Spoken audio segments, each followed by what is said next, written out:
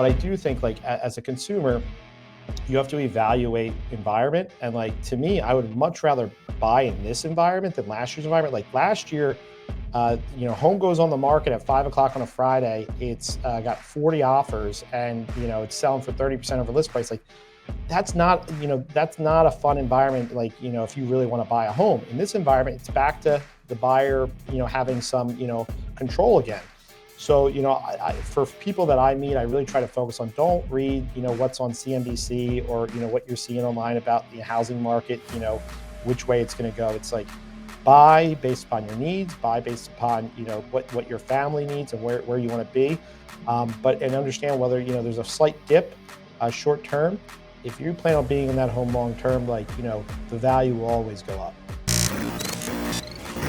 Welcome to the Uncensored Real Estate Podcast, where nothing is off limits. If you're interested in buying, selling, or investing in real estate, and you want to learn some of the insider secrets and uncensored truths from the true professionals in and around real estate, you've come to the right place. Now, let's buckle up for the uncensored truth about real estate and join your host, Brian Cardenas. All right, everybody, welcome to the next episode of Uncensored Real Estate, where nothing is off limits. And I'm very honored to have a very special guest today.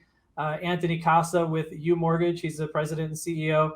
And I thought, as our theme here is to try to help educate everybody on things that go on in the real estate and mortgage industry, who better than somebody who's actually running a mortgage company to talk about the mortgage side of things. So first of all, I just want to welcome you, Anthony, and say thank you for joining us today.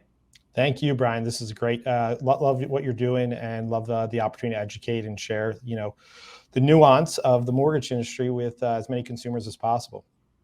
Yeah, I think on the mortgage side of it, I've talked to a lot of realtors so far, and on the mortgage side of it, we know just from doing it that people just don't understand what mortgages are.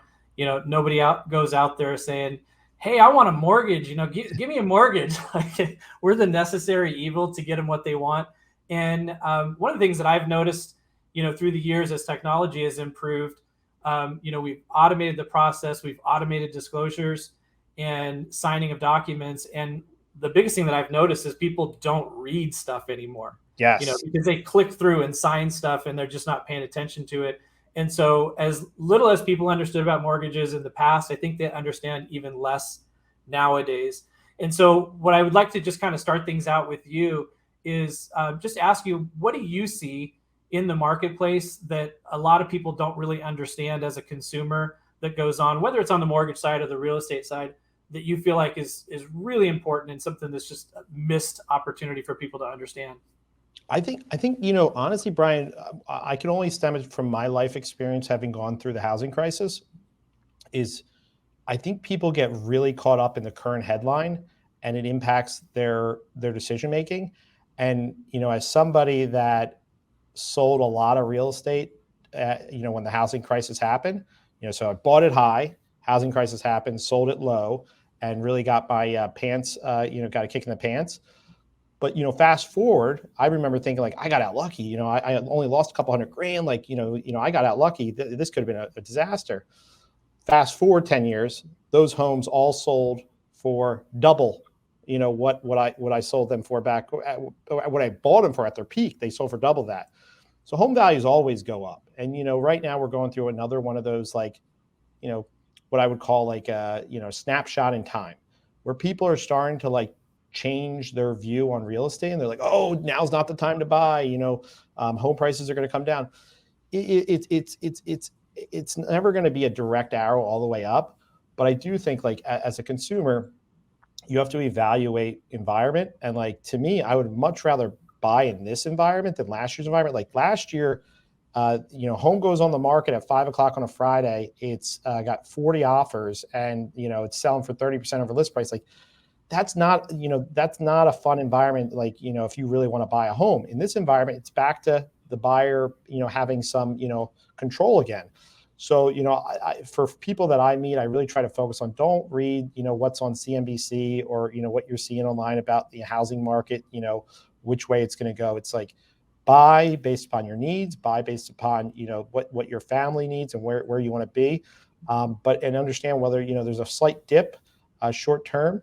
if you plan on being in that home long term, like, the value will always go up. Yeah, I think that's the thing that happens a lot, not just in real estate, but it happens in the stock markets too. I mean, it's emotional overreactions in every different direction. Last year it was craziness about, I got to get a house, and I'll pay whatever it takes, and I'll waive every contingency possible. It was like the fear of missing out. I was going to miss out on getting this crazy appreciation, and like in a span of 6 months, now it's like, I don't want to do anything because I heard the news say mortgage rates are over 6%. So I'm just going to sit back, and I think home prices are going to go down. So now I'm not going to participate. And what it used to be is the need drove the desire to purchase a house. It wasn't like that, the fear of missing out on something, or, oh, I'm going to make a bad decision. It's like, if I need a bigger house, or I want to go into a different school district, or I'm relocating jobs, or I'm going to work from home and I need more space. Those were the primary motivators for buying real estate. And then of course there's always investors and speculation. But I think if people can back away from that emotional overreaction, then it's easier to make better decisions, because you can think clearly. You're not acting out of fear, either of missing out or doing something wrong. And I think that's a really good piece of advice. So what do you see then, kind of talking about where we're at right now? Like, what are you looking at over the next 6 to 12 months, whether it comes to real estate or home prices? Get your crystal ball out and give us the answers. I mean, I think we're in a very predictable cycle where the housing market is softening. It's coming off of a period of time where rates were super, super low. Home prices were increasing at a high level. And we had an event happen that changed where people could work geographically. They were no longer having to, hey, my office is in San Francisco and I have to, rent a 1-bedroom for $5,000 a month. Like, oh, wait, now I can work from home in Texas and I can buy a home for $2,000 a month. Like, it changed the entire makeup of where people live and work. So we saw a huge shift where population shift resulted in, home values in certain areas really skyrocketing. You're in Arizona, so you know better than anybody. Like, a lot of people out of California and the Pacific Northwest have moved to that market. And there's been a big impact. Now we're seeing a slowdown, and we're seeing, I wouldn't even say a slowdown, I would say a softening of the market. I definitely think in any type of softening market, you can expect values to decline. At the same time, I would just tell you this, that while there might be values declining, we still have the same fundamental issues that we had 6 months ago. We still have, limited inventory.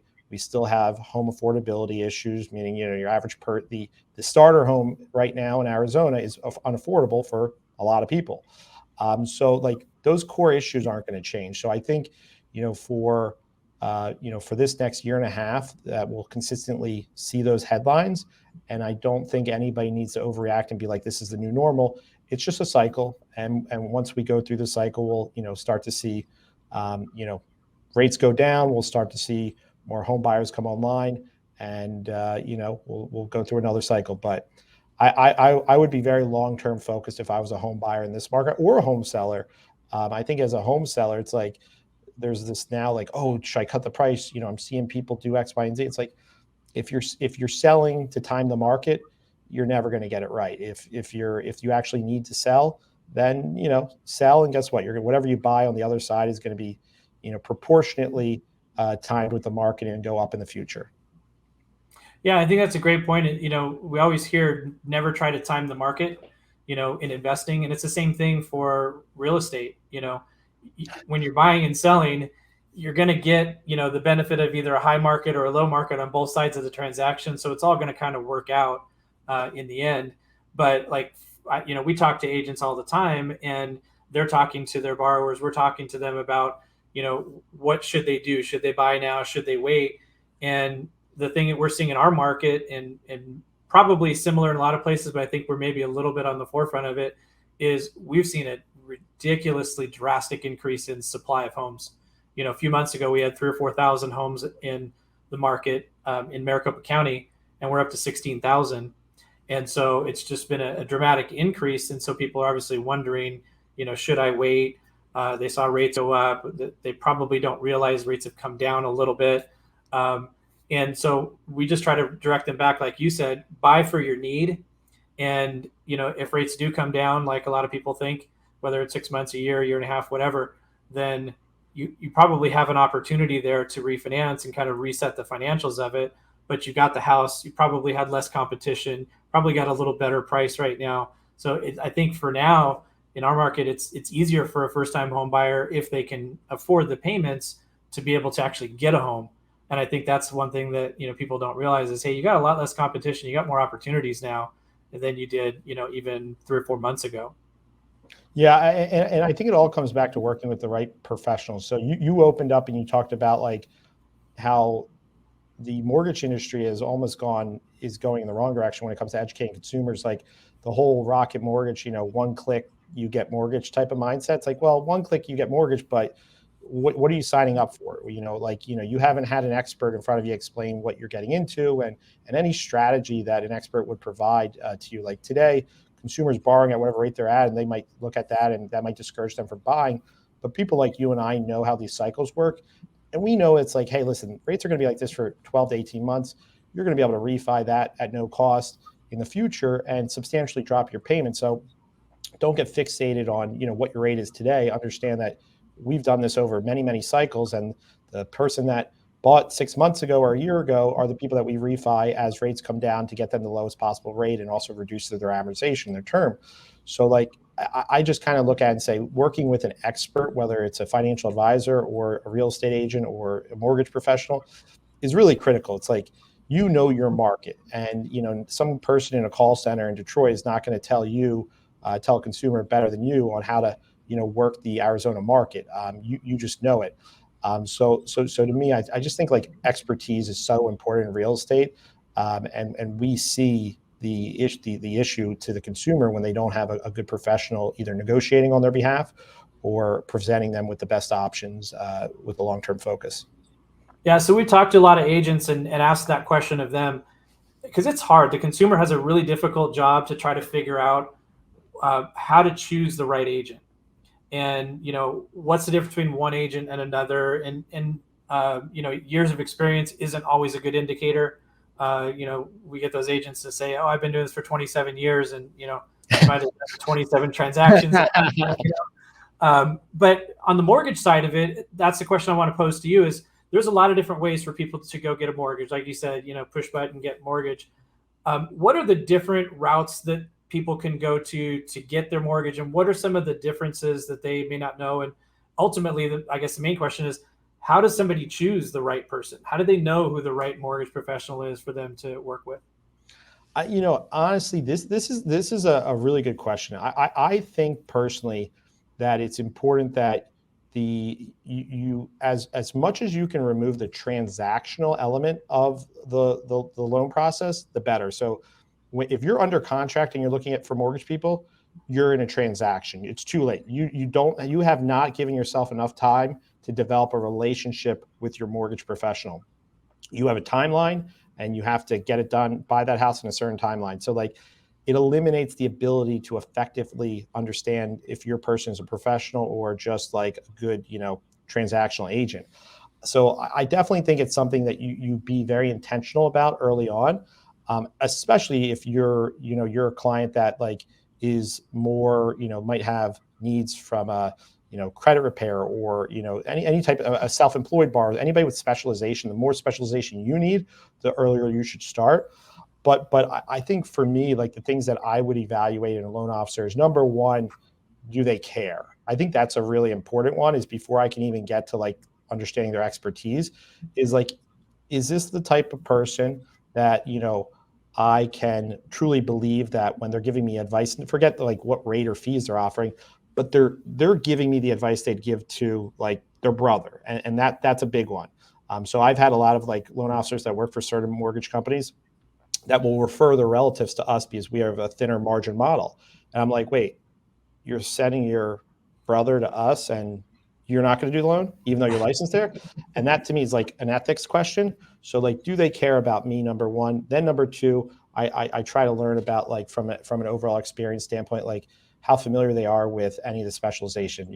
If I just talked about conventional, is that all they know? Do they know anything about, construction loans? If I ask that, they're like, well, I can't do that for you. I got to refer you somewhere else. Well, you have a little bit less depth, when it comes to, optionality. So I try to see how much they do And overall, if they have a plan that's greater than 12 months, meaning I don't want to just have a plan to get me in the house. I think based upon what we know of how rates improve and the opportunities that come in the market, I'd like to hear a little bit of a longer term, vision on how you can add value to me as a homeowner. You want to buy a house, but high interest rates have got you down? Take the rate challenge and send us a verifiable loan estimate from another lender, and we'll beat it and pay for your appraisal up to $600. Here at Give Mortgage, being powered by UMortgage allows us to provide you with unmatched speed and efficiency and the best rates and fees in the market, all while delivering you the concierge level service you deserve. We want you to have an experience getting a mortgage that you'll never forget, and not because you got put through a meat grinder to get it. At Give Mortgage, we give great advice, we give the best rates, and we give back to charity. Visit us at www.give-mortgage.com or call us at 480-331-4684 to schedule a free consultation to see how we can help. Yeah, I think that's a really important point, and we try to emphasize that whenever we talk to somebody is, we don't want you to put the blinders on because what you want right now is the house. We want you to think about this, 5 years down the road. Where are you trying to get in 5 years? Where are you trying to get in 10 years? And how can we help you structure things now to help you get those goals 5 or 10 years down the road? Because there's a lot of different ways, as you know, to structure things today. And, some companies out there have that big focus on, just showing the rate, just showing the payment. Let's not talk about the other stuff. Let's bury it in those disclosures that we know you're not going to read. You're just going to click through and sign, because we got you focused on what's the rate, what's the payment. And that may be a terrible plan to put in place if we know that based on the market conditions, there may be a good opportunity in the short term to refinance into something a lot better. And so I think that's a really great point, is to think long-term about this. I mean, nobody stays in their mortgage for 30 years anymore. This is a very short-term, relatively short-term thing when you talk about how long you're going to be in a house altogether, and you've got to have somebody helping you think past today to make sure you're making the right decision. And so along that line, there's banks that somebody can go to. There's an online lender that somebody can go to. There's a mortgage banker, hopefully local, mortgage broker, hopefully local. Can you kind of touch on those different channels and maybe what some of those differences are so people can understand that? Yeah, I think that's a great point. And I think it's not a one size fits all. It's not that one channel or one loan officer is going to be your one-stop shop. I think what you hope for is that you develop a relationship with a loan officer that whether or not they do your loan or not, they're pointing you in the direction of the best place for you to get your loan. So for example, there's been times in market cycles where banks are offering 1% lower in rate than we've been able to offer. And this is very specific to like the super jumbo market, the 2 million plus loan amount market. And yeah, we do those every day. Yep, exactly. and I'm very honest with the client. I make sure I show them like, hey, listen, if you got to close in 30 days or 21 days, like we're always going to be the fastest.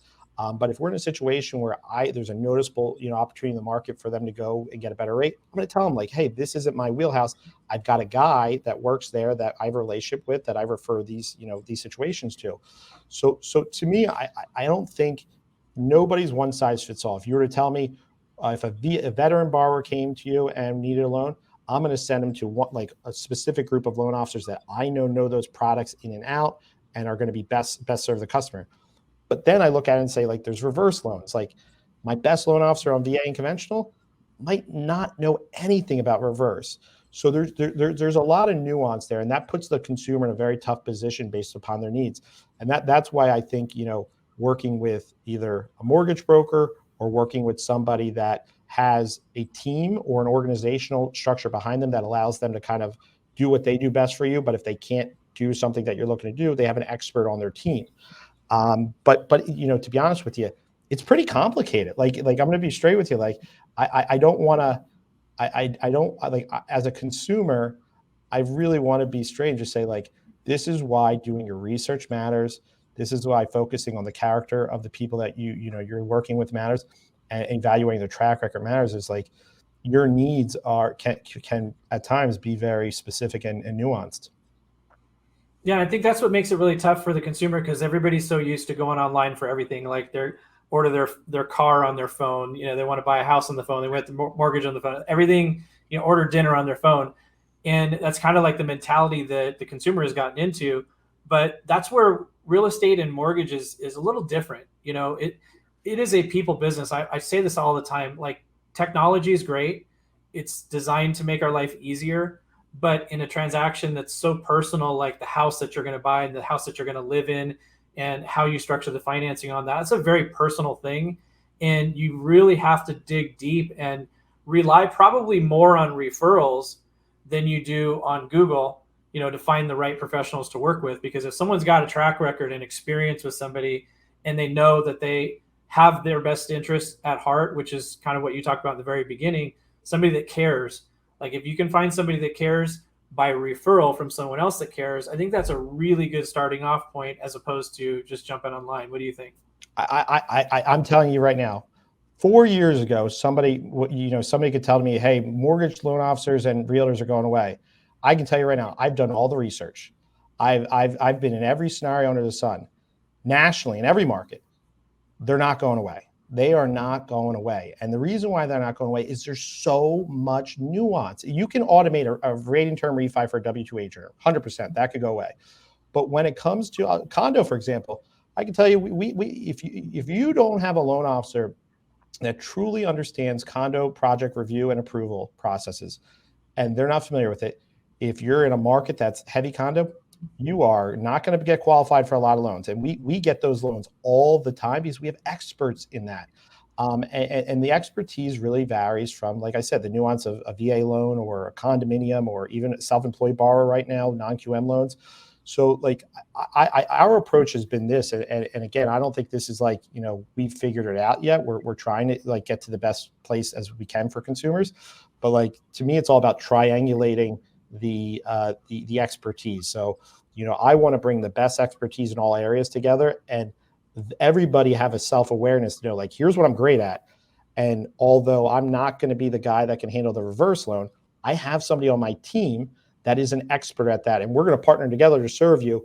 But, you know, realistically speaking, I'm not going to be the lead on this one. He's going to be the lead, or she's going to be the lead.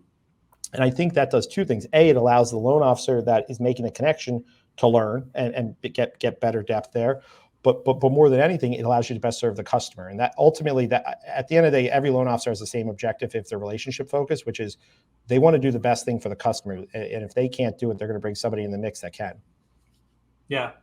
So what are you seeing out there, whether it's on the real estate or on the mortgage side? What are you seeing out in the market that kind of confuses people, like advertising specifically? You know, we have some brokerages in the market that, you know, are advertising that they can get homes sold in, you know, 72 hours. We have other ones saying, you know, promising the highest price and this, that, and the other thing. What are you seeing out there, whether it's real estate or mortgage, that gets really confusing to the consumer? And how do they get past the headline and really understand, well, how does this actually work?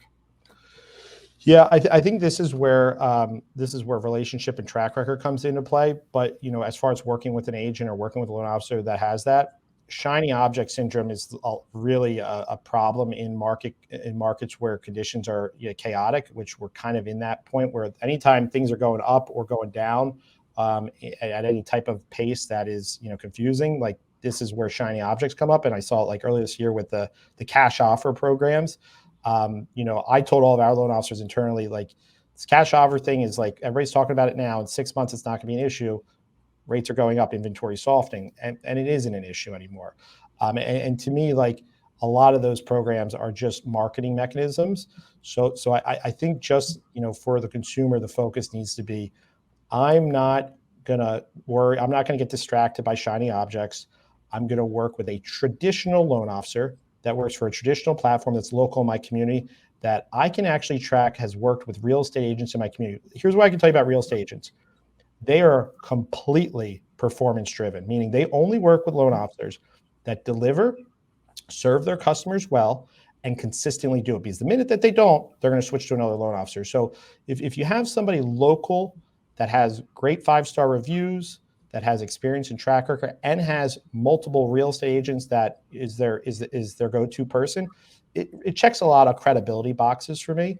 So I would rely on them for those questions. Like, just like my expert, my doctor is who I'm going to go to if I, want to talk about a health issue. I think you got to rely on those people. You're never going to replace them from a knowledge standpoint. So if you see something that's funny, go to the expert, ask them about that funny, what you're seeing. And the last thing I would say is just something you mentioned earlier is like you mentioned client. And I think for loan officers and real estate agents, like the approach has always been to take the client as like, this is a client for life. You're not a customer. You're not a transaction. I'm not getting you in the house. I'm not getting you a mortgage. I'm going to be your mortgage person on every transaction you do, investment property, buy second home, you buy home equity, line of credit you take out. So knows that like our relationship doesn't end. It's an ongoing thing, and we're going to be checking in, over the years. Yeah, I think one of the things that you just mentioned there is, the realtors and the relationship with the loan officer, and we've talked about it a couple of times on the show is, does the consumer take the referral from the agent to their, loan officer, to their title company, to their home inspector, or should they go out and search? And you kind of, you answer that question is that there's no other benefit to the realtor for you using their preferred vendors other than the fact that you're going to get what you want at the end of the day. You're going to be happy. The process is going to go smoothly. We're going to reduce the stress level because buying a house is one of the most stressful things that people do. And if you're working with the right professionals in the transaction, we're going to take that stress level down a notch because you're not having to, fumble through this thing that you do a few times in your life. You're dealing with people that do this every single day.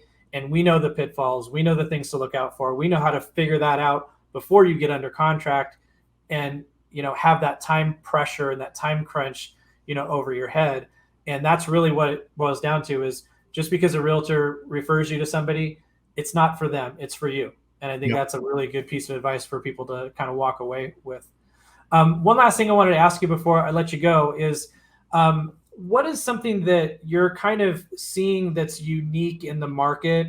Obviously, we went through some craziness the last couple of years, and now it's just like flipped over on its head the last 6 months.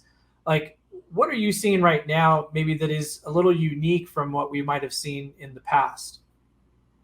I think one of the things that's unique compared to what we've seen in the past is that, we are in a situation where people have, with the whole work from home movement, like it has actually changed like the way that where people live. And if you go back through every cycle over the last 20 years, we've had points where home values skyrocketed because rates were down, or they skyrocketed because, there was supply demand issues. There really hasn't ever been in this period of time in a situation where there's been a total shift in where people live. And we've seen in Philadelphia, like there was a stat that came out recently at 14% of the people that were working in the city have returned to the city from 2 years ago, which is that's like 86% have not returned. That's a pretty massive number. And I just think that that's gonna be very, very good for the states that were the beneficiaries of those population shifts. But also just keep in mind one other thing, which is with all of that, those people moving, that's going to eventually increase property taxes because, they got to build the infrastructure in the schools and all that stuff and the police and all that stuff. So there's just a lot of things that are more variable than have ever been variable in the past. And that's why my recommendation to consumers is just making sure that they are taking a long-term approach to where they're moving, where they, how they're going about their decision-making when they're doing what they're doing. So I don't know. That's the most unique thing that I've seen in this market. And I think it's a great opportunity. I think it's a great opportunity for local loan originators and real estate agents to build relationships with those future home buyers as well. Yeah. And I think because of what you're talking about there, one of the things that people maybe don't understand is that there are opportunities with loans out there for you to be able to get into that home. The gig economy is something that's a big thing. A lot of people have gone away from working at big corporations, and they've either started their own thing or they're doing a couple of jobs. And there's a lot of loan programs out there that people just probably don't realize that are there for people that, maybe can't traditionally document their income the way that they're used to, or, just started a new business or what have you. I think that's something that's goes along with what you're saying is as that population shift has changed both geographically, we also know, employment base has changed a lot too. And just because that's happened to you in your life doesn't mean that you can't go out and buy a house. Talk to people that know what they're doing, because there's a lot of programs out there that might be able to solve those needs for you. Agreed. And I would say another thing that just is consistent is wealth creation through homeownership remains the number one path to retirement. And that's a really, really big thing. Is like, I've seen it with, like I told you about the houses I sold, after the housing crisis versus if I would have sold them more recently. Like, that's equity that would have been built. That's, I made an emotional decision based upon the housing conditions. And a lot of consumers see these things and they're not in the market, and it scares them from the market. It becomes a barrier to entry to the market. And that's why I just think it's so important that, do your research, talk to professionals. It's not about rushing to market, but it's understanding that long-term, this is how wealth is created. Investment properties, primary residences, like there's nothing else that over time will, consistently deliver the returns that real estate will. So that's what my recommendation would be. Yeah, 100%. That's a big key to wealth creation in this country. And most of the people that have gotten anywhere have done it through real estate. They might have started a business, but a lot of that wealth gets created through their real estate acquisitions and holdings. So definitely some great advice. Well, I wanted to just thank you again for taking the time out of your day to join us. If somebody wanted to reach out to you for whatever reason, can you give us some contact info for you? Yeah, absolutely. My email address is acasa@umortgage.com. That's ACASA at U, the letter U, mortgage.com, or you can visit us at umortgage.com, our website. But we're licensed nationwide. We have some amazing local professionals. We don't do the call center thing. We're all about local and relationship focus. So, whether you just want to get some education on the process for a family member, or you're looking to learn 2-3 years from now, we definitely will do everything we can do to make sure, we put you in touch with somebody as local to your community as possible. Yeah, and even if there's a loan officer out there that wants to refer their family members to somebody else because they know they'll get a good deal, they can call you, right? Of course. All right, man. I appreciate you taking the time. Everybody, thank you very much for joining us, and hope to see you next time on the Uncensored Real Estate Podcast. Take care. Thanks for joining us, and please remember to go and subscribe, like, share, all that cool stuff to help us grow, and come back tomorrow to listen to our next episode. Until then, go out and live life uncensored. Thanks for listening to the Uncensored Real Estate Podcast. Don't forget to help us out and subscribe. Follow and give us a 5-star rating on your favorite podcast platform. And check us out on YouTube for the full video podcast. If you want more information on any of the topics discussed on today's episode, email us at uncensoredrealestatepodcast@gmail.com or give the Cardenas Mortgage Team a call at 480-331-4684.